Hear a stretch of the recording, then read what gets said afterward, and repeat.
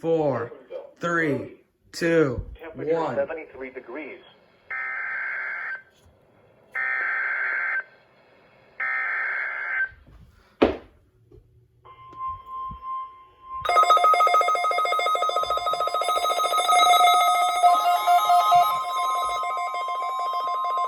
This is a test of the National Weather Service NOAA Weather Radio Warning Alarm System.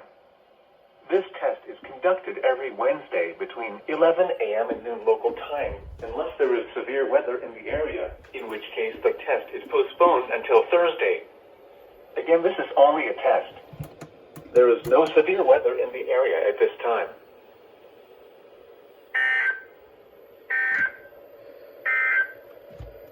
Here are the 10 a.m. South Texas weather observations.